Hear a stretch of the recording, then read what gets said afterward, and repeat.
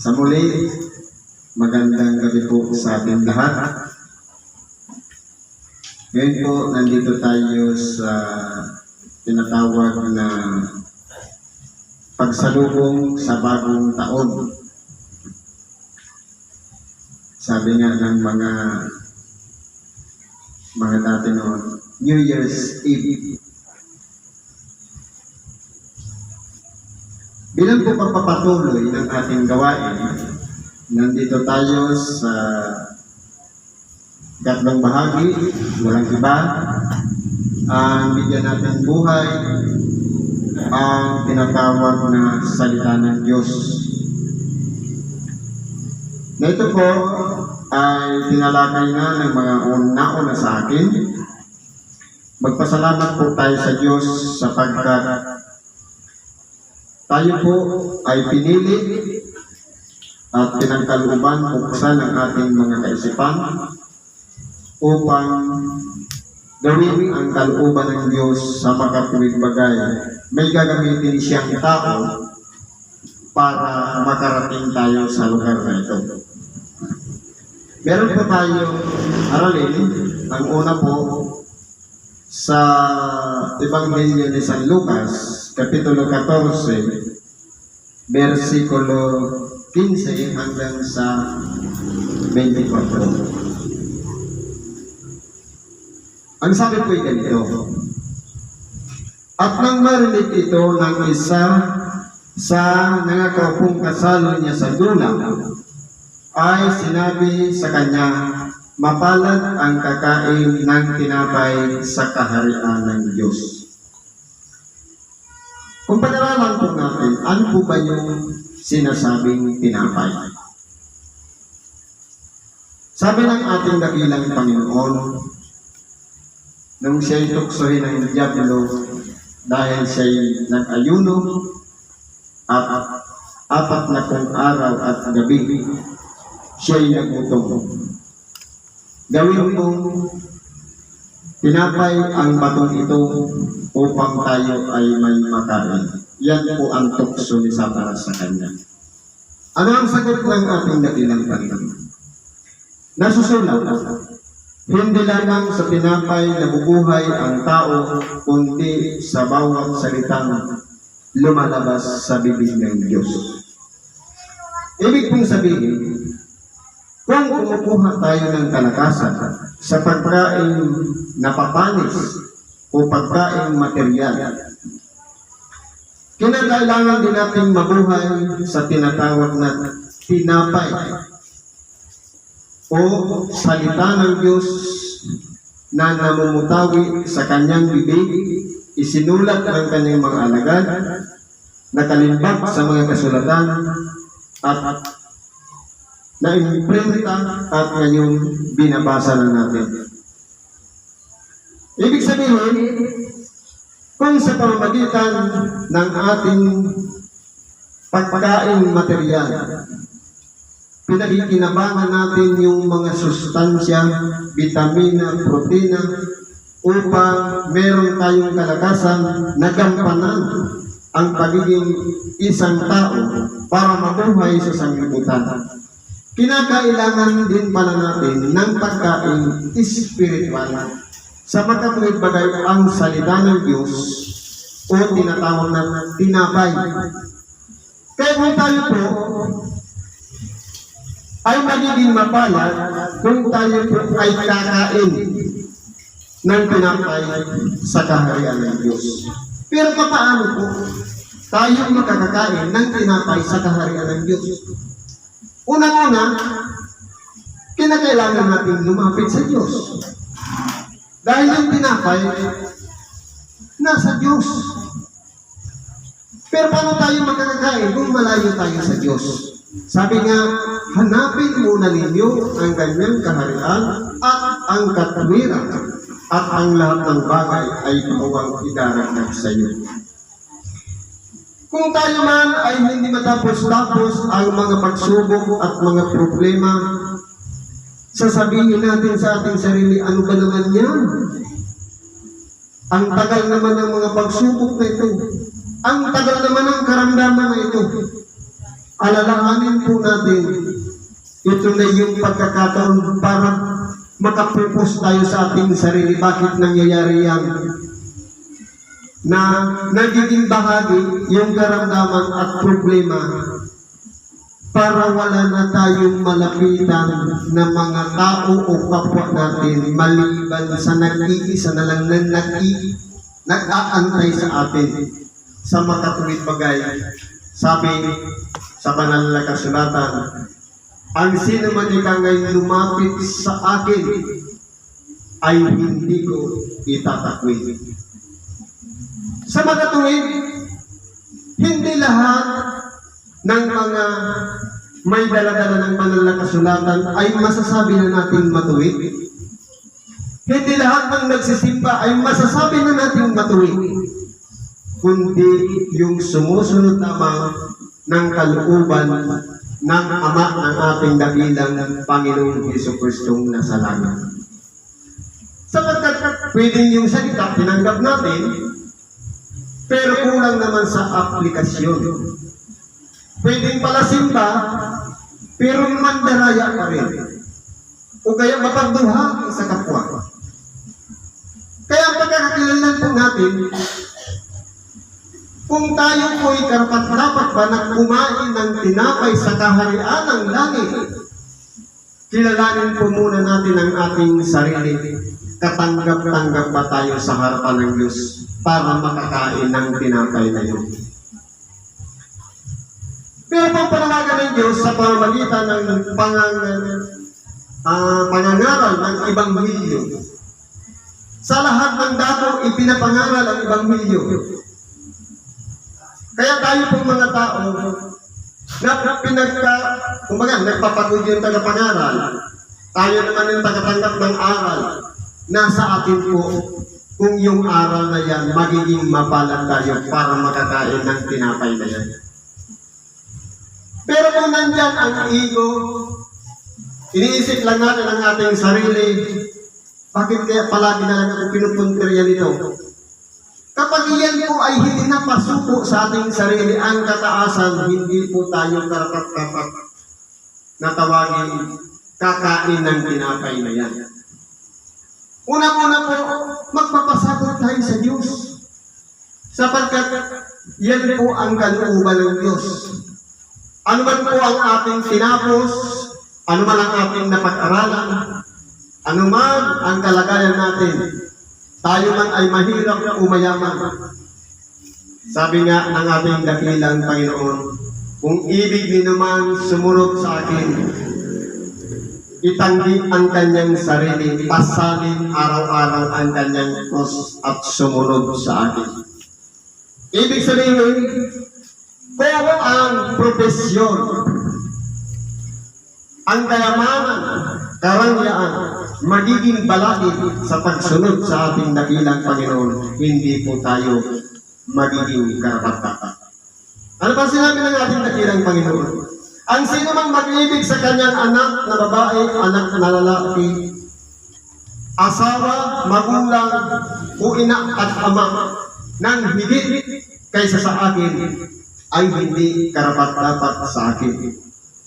Ibig sabihin, kapag mas matimbang yung pagmamahal natin sa mga taong nakaugnay sa ating buhay, magulang man yan, asawa at anak, nahihigitan yung pagmamahal kay Kristo, hindi po karapat-dapat kay Kristo. Para maging karapat-dapat, unang-una, iunahin natin si Kristo sa ating buhay. Pagdilat pa lamang natin ang ating mga mata, sasabihin na natin, salamat Lord. Bago matulog, salamat Lord. Sapagkat ang mga taong nakaugnay sa atin, o sambayan natin, o mga kapamilya natin, sila po ay regalo ng Diyos sa atin para sila ang maging kasama-sama sa atin sa pagtatagumpay dito sa ibabaw ng sanglibutan. Para tayo maging mapalad, unawain po natin yung mga kasunod na talata. Anong sabi? Datapwat, sinabi niya sa kanya, may isang naghanda ng isang malaking hapunan.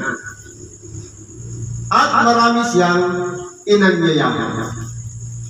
At sa panahon ng taghapon ay sinugo niya ang kanyang mga alipin upang sabihin sa mga inanyayahan, magsiparito kayo sapagkat ang lahat ng mga bagay ay nahanda na.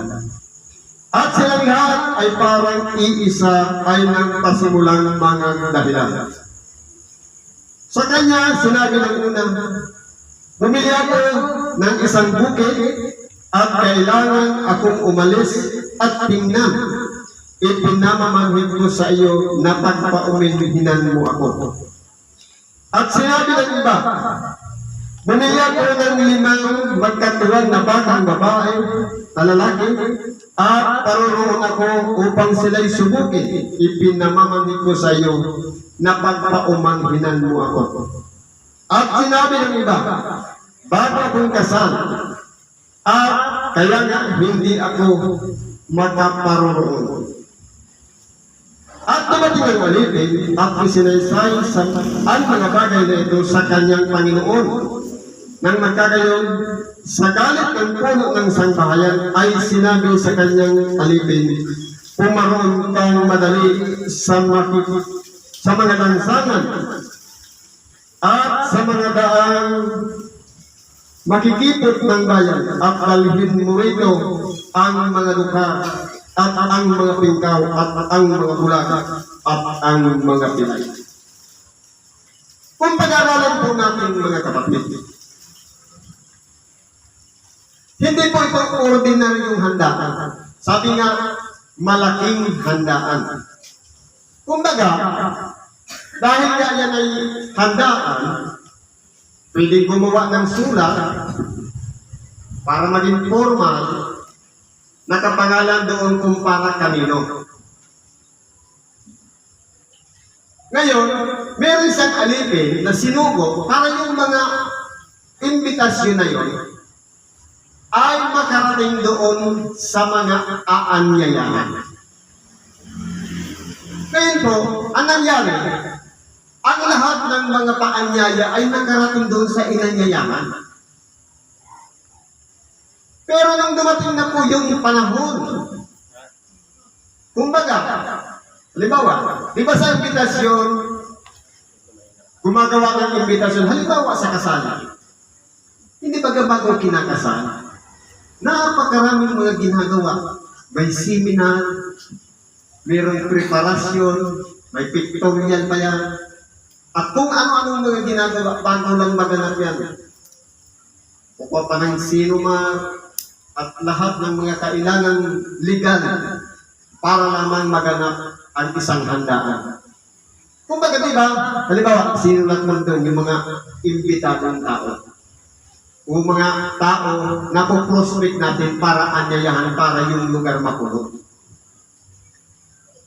Pero, nagsakripisyo yung nag-anyaya sa pamamagitan ng kaiisip kung sino-sino ang mga dapat anyayahan. Kumbaga, nalalaman na ng inanyayahan na imbitado siya.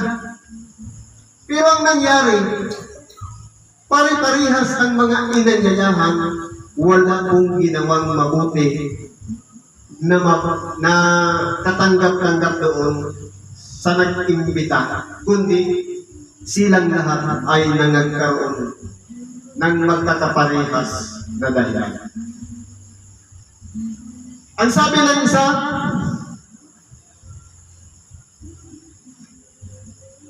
bumili ako ng isang bukid, kailangan kong umalis upang tingnan. Mas mahalaga pa yung bukid na kanyang pinili kaysa doon sa isang imbitasyon. Ang pangalawa, yung bumili ako ng magkatuwang na batang lalaki para subukin naman. Para i-training kung sila ba may kakayahan mag-araro kapag natuwa ng panahon. Ang mga magkatuwang na bata sa isang araro, yun ang naghihila. Dahil depende po yan sa lugar. Dito sa ating Kalabaw ang naghihila. Kaya kung pag-aralan po natin mga kapatid, meron pang isa, bago akong kasal, Ibig sabihin, lahat sila ay nangangdahilan sa imbitasyon ng puno ng sambahayan. Ngayon po, ilalagay natin sa sitwasyon sa bawat isa sa atin. Sino-sino po ba yung mga inanyayahan? Sino-sino po ba ang mga tao na yan na mga napili? Walang iba sa makatuwid, yung nangakakaalam. Mga tao na bagamat alam nilang may pagtitipon tayo sa oras na ito, hindi man sila nagreklamo o nagtangi na hindi makakatago, pero dahil hindi natin sila nakita, ibig sabihin, kaparehas na rin sila ng mga inanyayahan. Kaya pag sinabi sa mga inanyayahan, ibig sabihin, nakatalos ng kanilang pag-iisip na imbitado sila. Pero ang nangyari, wala pong dumating. Kaya nga ang sinabi sa bandang huli, dahil nga, kung nung bumalik na yung mga alipin at nag-report na doon sa puno ng sambahayan, nagalit yung puno ng sambahayan, sinabi niya sa kanyang mga alipin, pumaroon kang madali sa mga lansangan at sa mga daang makikipot ng bayan, dalihin mo rito ang mga duka, ang mga pingkap, at ang mga bulag, at ang mga pilay. Bakit mo ganun ang sinabi? Dahil kumbaga, yung preparasyon, kaya nga nagkaroon ng taga-anyaya para malaman niya kung magkano ba ang magugugol niyang salapi. Ilang upuan ba ang kinakailangan niyang rintahan? Gaano ba karaming dakal ng bigas ang kanyang isasaing? Pero ang nangyari dahil nga walang dumating, magiging kahiya-hiya na naman doon sa nag-anyaya. Nalilibakin siya. Kaya anong gagawin niya? Para lamang hindi siya makahiya, pipilitin niyan, suguin ang kanyang alipin, hanapin yung mga tao na walang kadahi-dahilan, na kapag siya ay tinawag, wala pong pagdadalawang isip, kundi ang sumunod sa imbitasyon. Bakit yung mga pilay? Bakit yung mga pingkaw? Sapagkat sila ay walang kakayahan magugol para sa kanilang sarili na sila ay mabusog. Dahil nga imbitasyon yun, siyempre hindi yung magdadalawang isip, pagkain yun. Kaya kung titingnan po natin, yung mga inanyayahan, meron silang mga tinatawag na kataasan ng pag-iisip. Na kumbaga mas mataas pa ang tingin nila kaysa doon sa nag-anyaya. Kaya nangyari, binaliwala nila yung paanyaya. Pero yung mga bulag, mga pilay, mga pingkaw, dahil nasa mababa silang kalagayan, hindi po sila nagdalawang isip, kundi ang lumapit doon sa isang handaan o piging upang sa ganun mag-iisa doon sa puno ng sambahayan. Kaya kung pag-aralan po natin, ilagay natin sa tunay na sitwasyon, paano kung tayo yung puno ng sambahayan?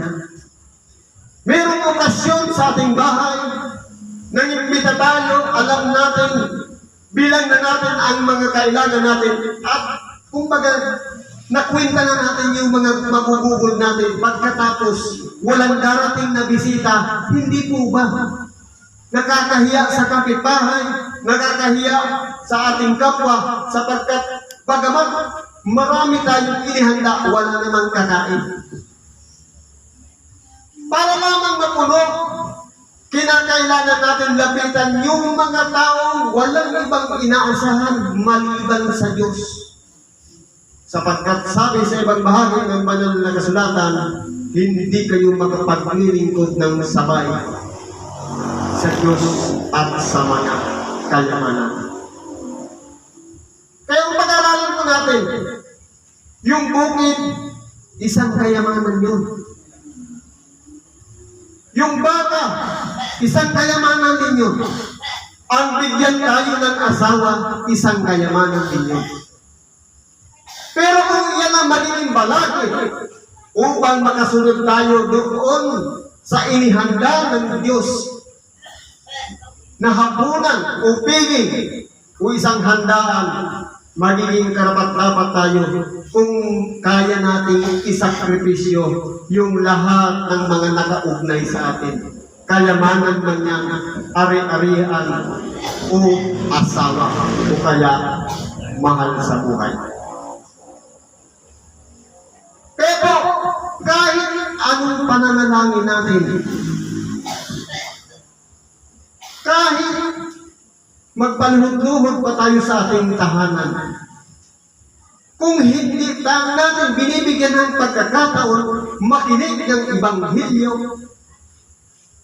makinig ng aral ng Diyos, ang nangyayari po niyan, makasarili po tayo. Bakit po magiging makasarili? Sapagkat sa pananalangin, tayo lang yung tagapagsalita. Ang Diyos ang tagapakinig. Sa pananaral naman ng Ebanghelyo, ang Diyos ang nagsasalita sa pamamagitan ng mga tagapagpahayag. Tayo naman po yung tagapakinig. Pero kung halimbawa, panay lang tayo pakiusap sa Diyos, bakit walang kasagutan ng ating mga kahilingan? Dahil bias po tayo. Ang iniisip lang natin, sarili natin. Pero kung handa rin tayong makinig ng Ebanghelyo o aral ng Diyos sa makatuwid bagay, vice versa, pagbibigyan yung ating kahilingan, yung kahilingan naman ng Diyos na pangaral ng Ebanghelyo, pinakikinggan natin, bagamat tayo isang makasalanan, alangan tayo sa harapan ng Diyos. Pero kapag yan ay binigyan natin ng pagkakataong tanggapin sa ating sarili, na bagamat tumataliwa sa ating mga gawa ang Ebanghelyo, nandiyan tayo handang makinig ng salita ng Diyos. Tunay po, na kumbaga, pagbibigyan yung panalangin natin, dahil pinagbigyan din natin siya, natanggapin at pakinggan natin ang salita ng Diyos. Hindi ibig sabihin na pumunta tayo ng dunduyan. Pumunta tayo ng simbahan sapagkat kahit saan ipinapangaral ang Ebanghelyo. Meron sa radyo, live coverage. Meron sa telebisyon. Meron internet. Wala na pong mailadahilan ang tao para makinig ng Ebanghelyo. Ang problema po, may tinatawag na kakumpetensya. Ipinangangaral, kinukover ng radyo ang Ebanghelyo, o kaya misa, o ano pa man yan, pero mayroong kaagaw yan yung masasamang balita. Mga report ng mga reporter, mga chika, at ganun din kung ano-ano pang nandun. Drama, nandun lahat sa radyo. Ganun din naman sa telebisyon. Nandun ang Ebanghelyo, kinukover live coverage. Pero meron din kaagaw, panunood ng pelikula, balita, at kung ano-ano pa mang nandidiyan, mga sayawan na wala naman tayong mapapakinabangan. At sa mga simbahan naman, baka tuyain naman ako ng aking kumpare, ng aking kapwa, sapagkat ako'y palaging nasa simbahan. Natatakot po tayo. Pero kung tayo po ay handang magpasakop sa Diyos, wala tayong pakialam sa sabihin ng ating kapwa. Ang mahalaga, nagpapasakop tayo sa Diyos. Sa pamamagitan ng pagsunod sa kanyang kalooban, gawin nating habit bawat Sabado o Linggo, kapag may coverage sa radyo o sa TV, may oras tayo para makinig ng Ebanghelyo. Ibig sabihin, nananalangin tayo, pinakikinggan niya, may panahon din tayo para makinig sa kanya sa pamamagitan ng aral o pakikibahagi ng Ebanghelyo.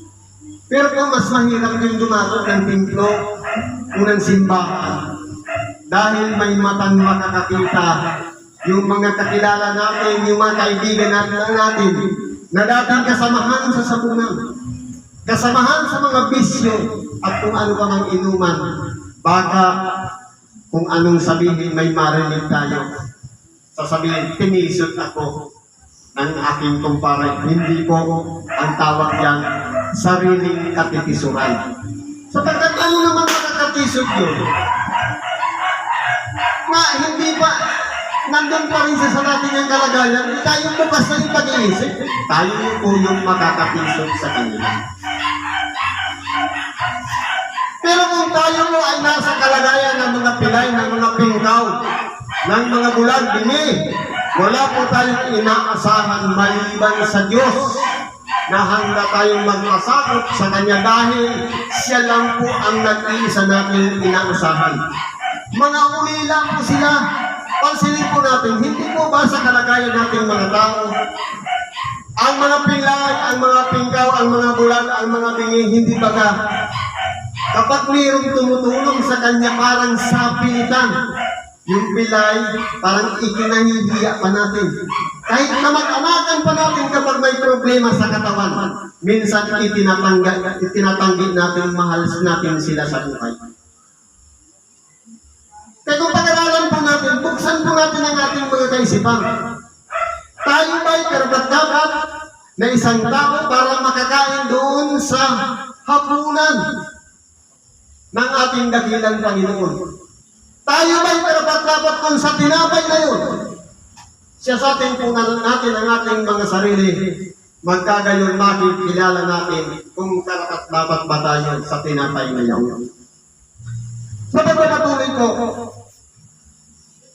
nung maanyayahan niya na yung mga nasa mga lansangan at mga daang nakikipot ng bayan, nasuntungan yung mga dukha, mga pinggaw, mga bulag at mga pilay. Nakapunta na sila sa handaan. At sinabi ng Panginoon sa alipin, Panginoon, nagawa ng pinagputos mo at gayon may maluwag pa. Siyempre, dahil nga preparado yung puno ng sangbahayan, kinakailangan walang mapanis dyan, walang masira dyan. Kaya po, kahit isang bakanting upo ang kinakailangan, merong makaupo dyan. Para yung inihanda niya, lahat yan ay maubos. Pero ano pang nangyayari ngayon? Kapag may inanyayahan, lumapit nga, pero pagkatapos ng handaan, kanya-kanyang bitbit. May take out pa. Minsan, mas mahigit pa na dapat niyang kainin, sumusubra po pa yung daladala. Pag-uwi, panis pa rin. Dito, kung titingnan natin, aktwal na ang hinahanap ng punong lang sabay na makita niya mismong lahat ay magusong. May pagmamahal siya, kaya niya ang nais niya, walang maging bakante, lahat ay makakain. Kaya sa pilitan yung mga walang maasahan sa buhay, inanyayahan. Ngayon, dahil may bakante pa, anong sabi? At sinabi ng Panginoon sa alipin, kung maroon ka pa sa mga daan at sa mga bakuran, pilitin mo silang magsipasok upang mapuno ang aking bahay.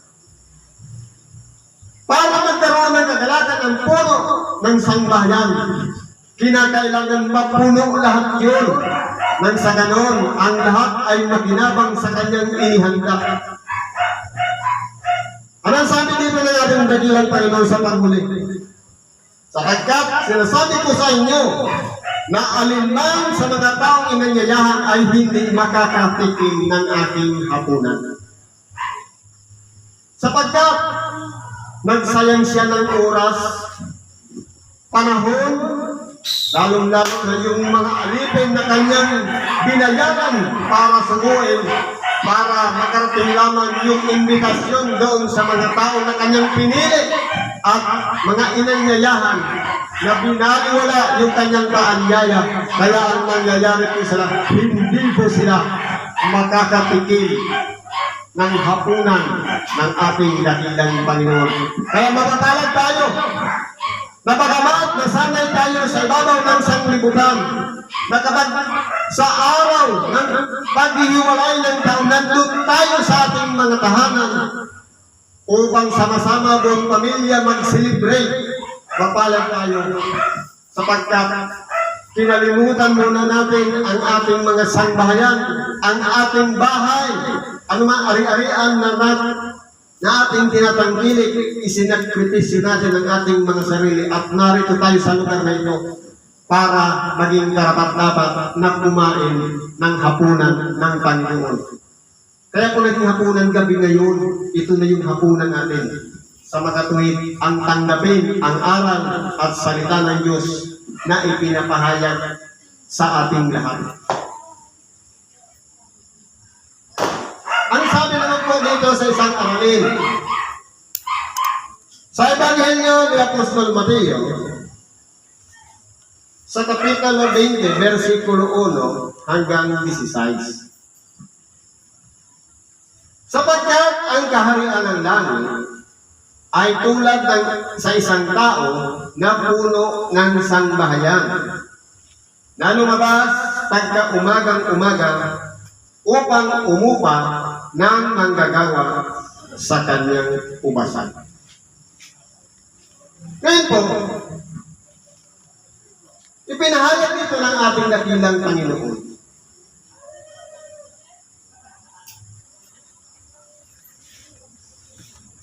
Bilang isang tao na puno ng sangbahayan, inahalin tulad niya ang kaharian ng langit.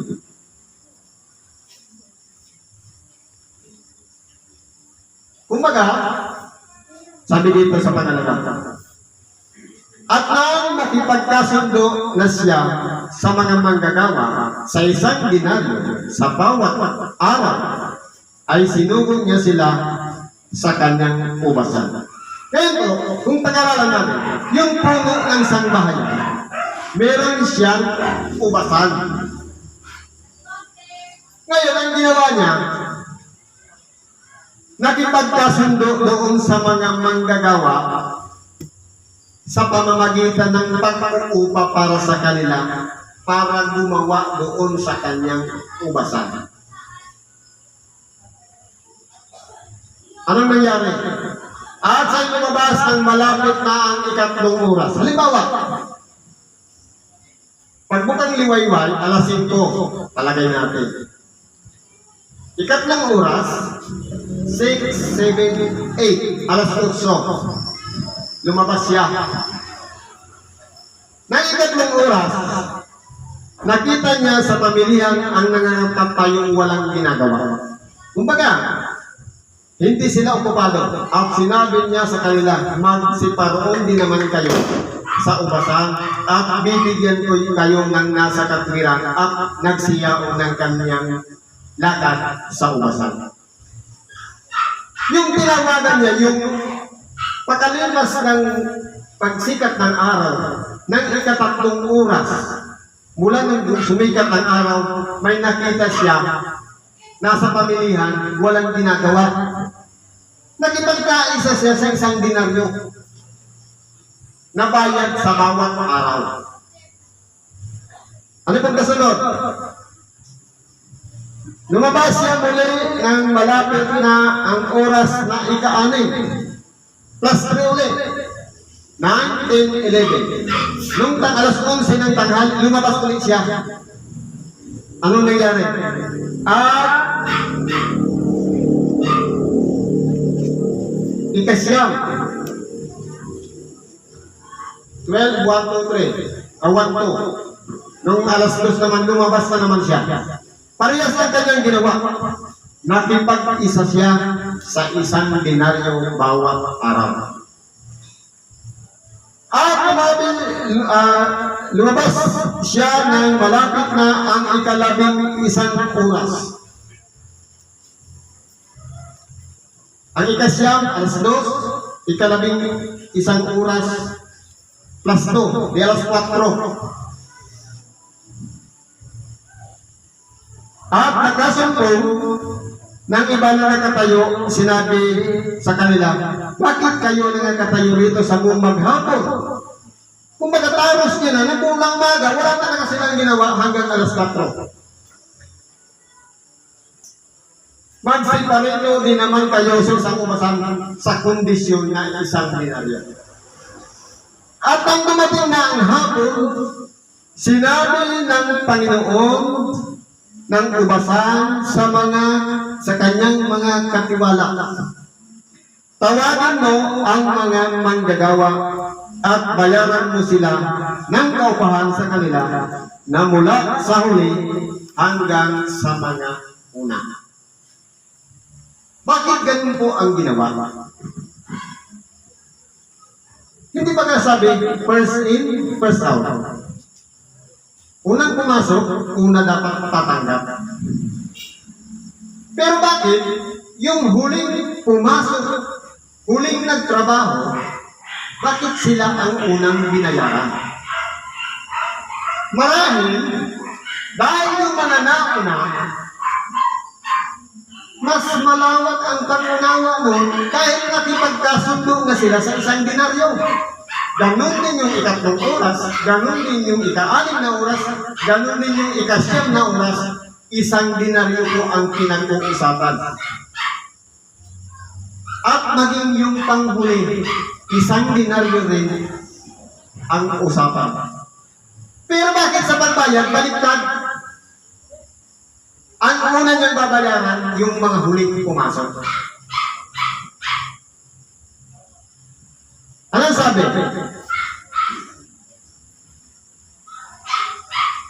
At paglapit ng mga inupahan ng malapit na ang ika-11 oras, ay tumanggap bawat tao ng isang dinaryo. Siyempre nagbayad na. Yung pang-ika-11 tumanggap na. Ngayon, tumanggap na rin yung mag-iikasyam na oras, yung mag-iika-anim at mag-iikatlang oras. Ano na ang nangyari? At nang magsilapit ang mga nauna, ang isip nila magsisitanggap sila ng higit at sila'y nagsitanggap din ng bawat tao ng isang dinaryo. Bakit ganun po ang nangyari? Isang dinaryo. Kung pag-aaralan po natin, balikan natin. Lumabas siya ng mga ikatlong oras, kinausap niya na may agreement na isang dinaryo. Hanggang matapos yung kanyang paggawa. Mag-ikatlong oras, isang dinaryo rin ang usapan. Mag-ikasyam, ganun isang dinaryo. Hanggang sa dumating ang ika-11 oras, isang dinaryo rin. Wala pong lalabagin yung may-ari ng ubasan sapagkat may kasunduan sila, may pinag-usapan. Pero ang nangyari, may pandaraya sa utak ng mga nauna. Bakit pantay-pantay ang bigay? Kung pag-aralan po natin, bakit ganun ang ginawa ng may-ari ng ubasan? Para subukin yung mga nauna kung hanggang saan ang kanilang pangunawa. Hindi ba na nakipagkasundo sila sa isang dinaryo? Hindi ba nila nauunawaan niya? Pero bakit kinakailangan mas inaasahan pa nilang tatanggap sila ng mas malaki? Ang upa nga, ayon sa kasunduan. Kaya kung pag-aralan mo natin, sino po ba yung mga manggagawa ng ubasan? Ang mga manggagawa ng ubasan, kung sa kapatiran, ito po yung mga tinawag ng Diyos para tumanggap ng putong ng Espiritu Santo. Ito naman yung manggagawa ng Diyos na pinagkaluban magpahayag ng tinatawag na salita ng Diyos o mga siwa ng iglesia o kaya pinagkatiwalaan ng isang kawan sa makatuwid. Ang pinag-uusapan po dito, ang regalo o ang kaloob ng puno ng sambahayan sa makatuwid bagay yung kasunduan. Ngayon, tatanungin natin ang ating sarili. Bakit ang ginawang halimbawa ay dinaryo? Kung atin pong aaralin sa Google, ang dinaryo ay ginagamit ng tinatawag na Ottoman Empire. At 8 bansa siya na gumagamit ng dinaryo. Ano-ano po bang mga ito?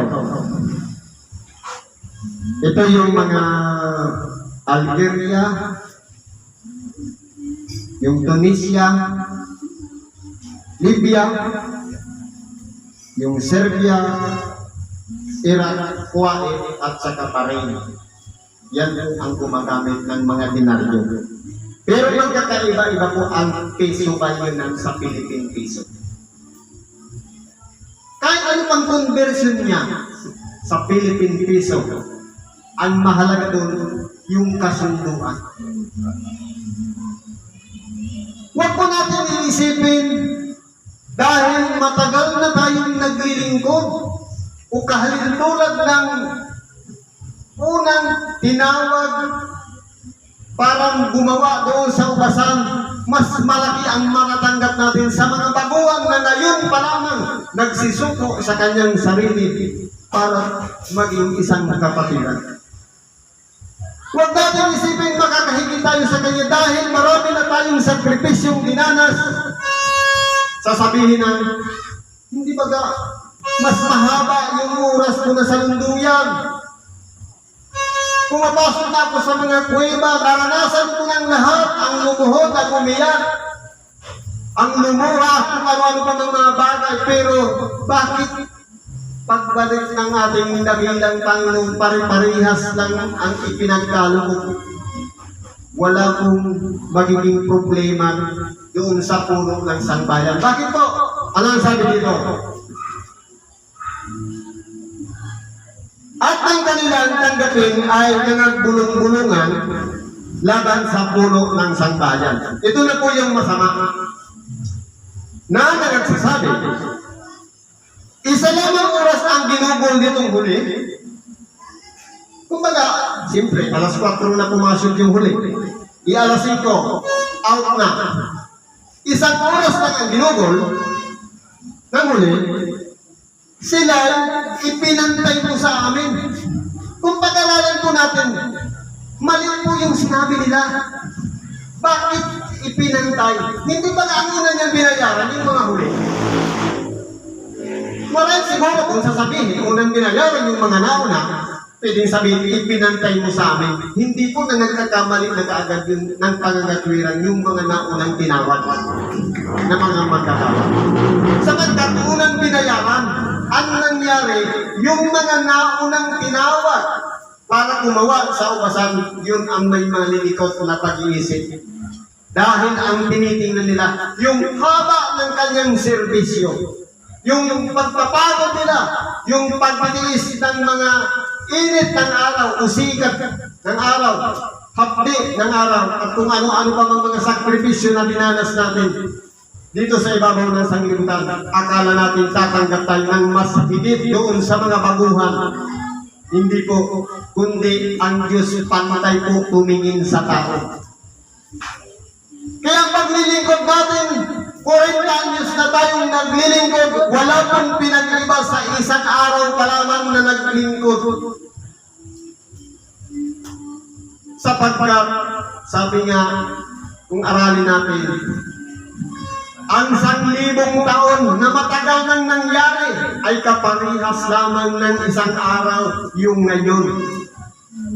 Wala pong pinag-iba. Kahit 1,000 taon ka naghantay, ang mga tao sa pagdarating ng ating dakilang Panginoon ay kaparihas lang yan ng isang araw sa makatuwid na init tayo. Ang problema, may kalikutan ang pag-iisip ng mga unang tinawag upang yung dumating na yung pagbabayaran, ang akala nila itatanggap sila ng higit. Dahil sa kalibutan ng kanilang pag-iisip,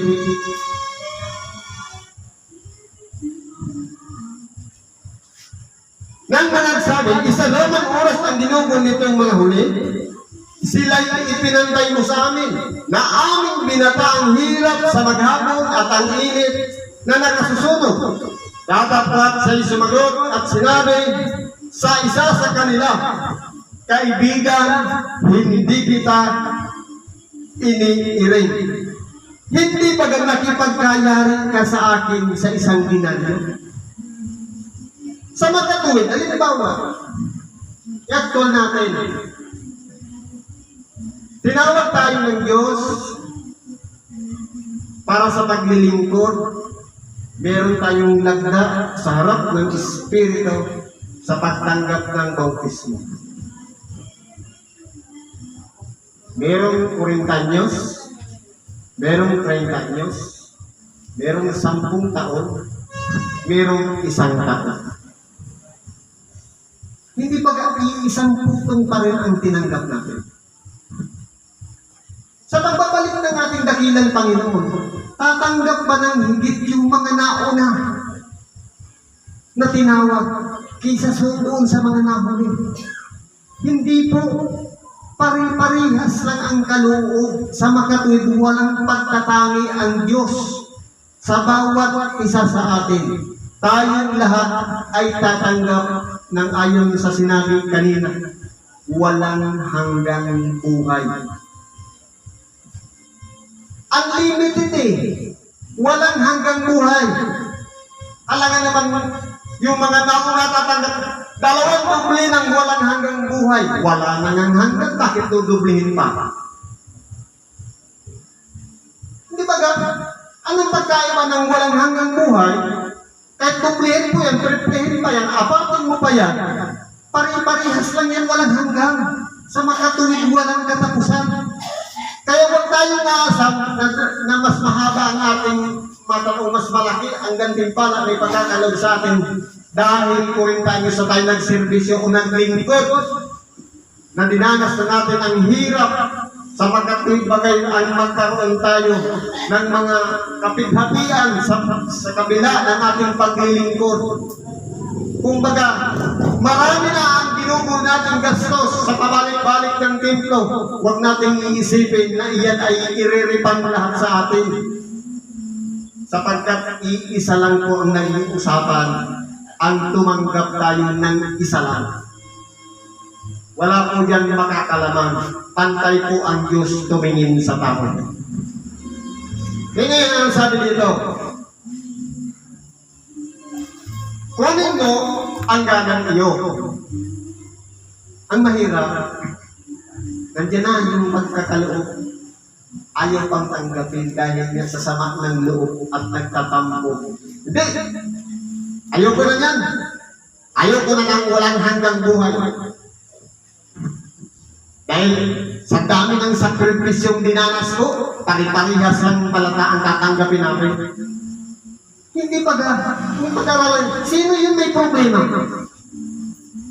Yung pagpuro ng sambahayan na nakipagkasundo at sumang-ayon naman yung lahat ng gumawa ng unang oras o ikatlong oras, ika-6 at ika-7 at ika-11. Ang problema, nung dumating yan ay malapit na ang panahon ng ating dakilang Panginoon sa kanyang pagbabalik, yung mga inaasa-asahan natin na hanggang dito pa, na nagsasabi nung una, hanggang kailan mo patitindigin ang bandila ni Kristo, hanggang may buhay. Ang problema, buhay na buhay nga, nasaan sila? Sabi nga, mag-ingat ang bawat isa sa inyo sa kanyang pagkakatayo baka kayo'y mabuhay. Yung matitibay na yung pananampalataya, yung pinagsasaligan ng kanilang pananalig, ay hindi naman iba-iba sa dami ng mga pagsubok na dinanas sa buhay. Pero bakit sila yung mga nagre-reklamo? Sapagkat naging sarado ang kanyang pag-iisip sa tinatawag na daya ng sanglibutan. Kaya nangyari, magiging katulad tayo doon. Nasaan yung pangakong darating ang Panginoon? Wala pa.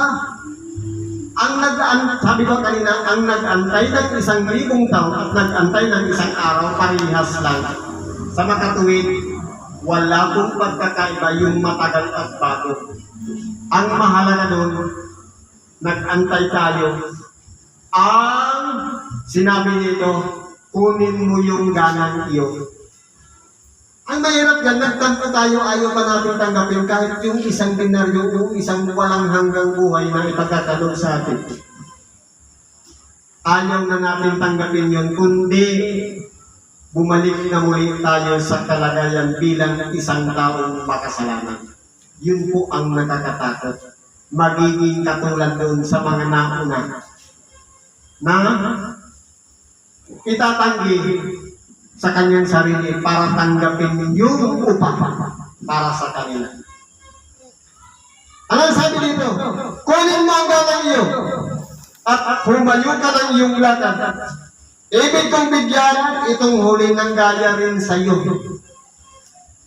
Ibig sabihin, wala siyang kinikilingan, wala siyang pinipili. Kahit 40 years ka na naglilingkod, o 30 years, o 10 years, o 1 year na naglilingkod, lahat tayo ay tatanggap ng isa lamang sa makatuwid, walang hanggang po. Kung tumanggap tayo ng 2 doble, di mas lamang pa tayo sa ating dakilang Panginoon. Kaya kung pag-aralan natin, isa sa isip natin, yung paglilingkod lahat tayo ay tatanggap. Ang nakakatakot po doon, yung may malalawak ng pag-iisip, yung marunong na pagkamin na may kakayahan na siyang makipagtalo, naturuan lamang minsan mas magaling pa. Kaya kung titignan natin, mula sa kawalan, tayo ay pinili, tayo ay tinawag bilang isang makasalanan. Kinahabagan tayo, pinili para pagkalooban na maging isang lingkod o tawagin bilang isang anak ng Diyos. Ang problema, pagka minsan nung natuto na, malawak ng pag-iisip, gusto ng suwagin ang mga matataas. Kaya po ang nangyari, sabi nga kanina ng sinundan ko, nagkakaroon ng pagtabahagi. Bakit po? Sinusuway na yung Espiritu Santo sa makatuwid bagay. Yung kaloob ng Diyos, nananaig na yung kalagayan ng tao. Pero kung tayo'y may pagpapakumbaba,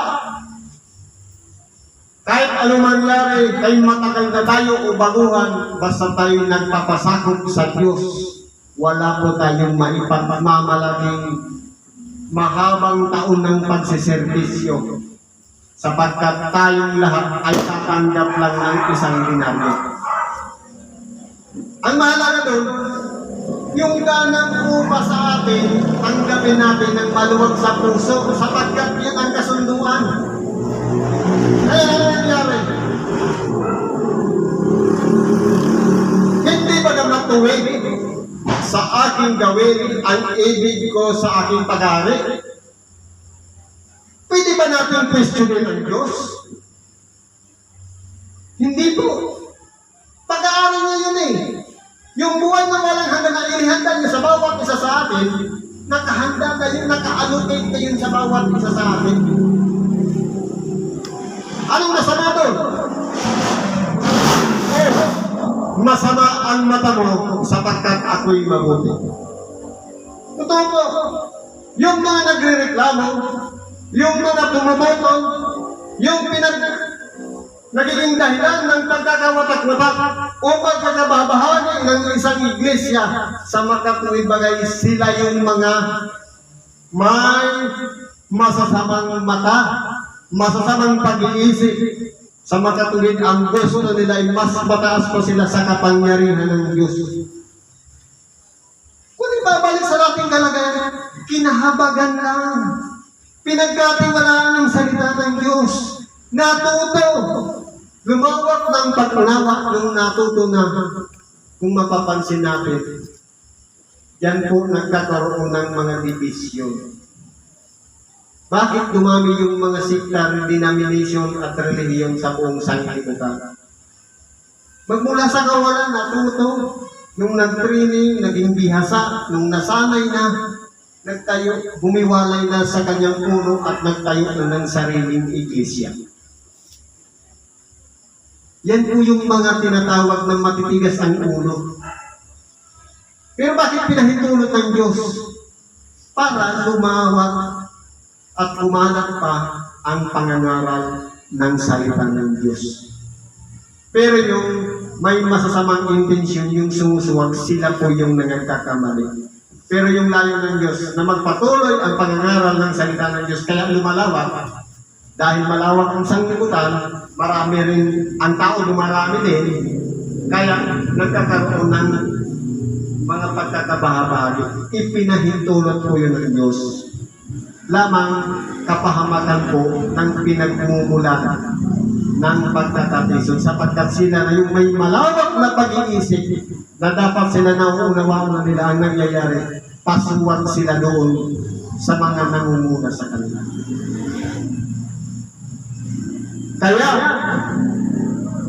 ang mga unay, mga huli, at ang mga huli ay mga uuna. Totoo po yan. May mga naunang tao, ipinanganak, tumanda na sa sanglibutan, ngayon lang nakarinig ng salita ng Diyos at nagsisi sapagkat lubos ang kanyang pagtitiwala sa mga gawang makasanlibutan. Nalulong sa bisyo at kung ano-ano pang karangyaan dito sa ibabaw ng sanlibutan. Nauna sila, pero ngayon lang nagsisi.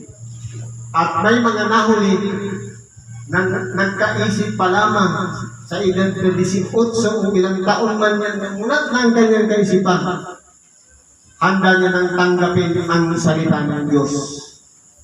Kaya yung sinasabi, may mga una na nagiging huli at may mga huli na nagiging una. Ang mahalaga po doon, lalong-lalo sa paglilingkod. Halimbawa, bago pa lang member, tapos may biyaya agad siya, huwag po tayong maging mapagpaimbot. Bakit siya meron na niyan at wala pa?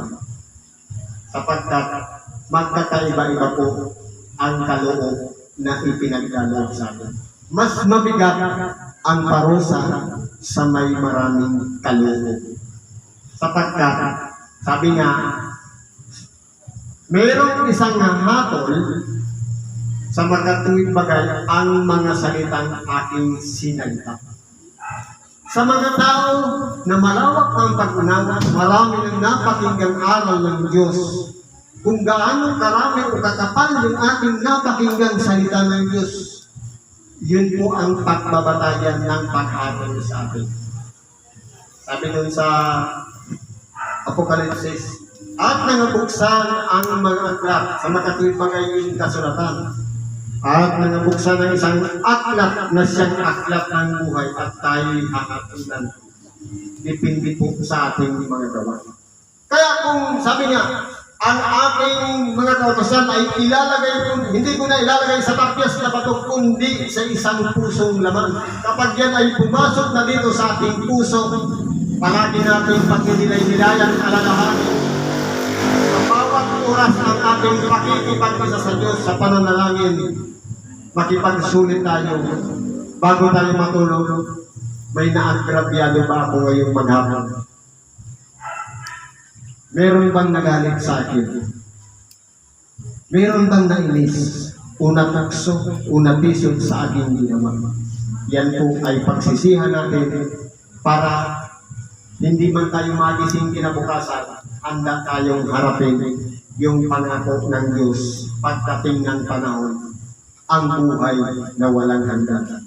Sapagkat si Satanas mapanlinlang. Sasabihin, huwag ka na munang manalangin ngayon, mahaba pa naman ang buhay mo.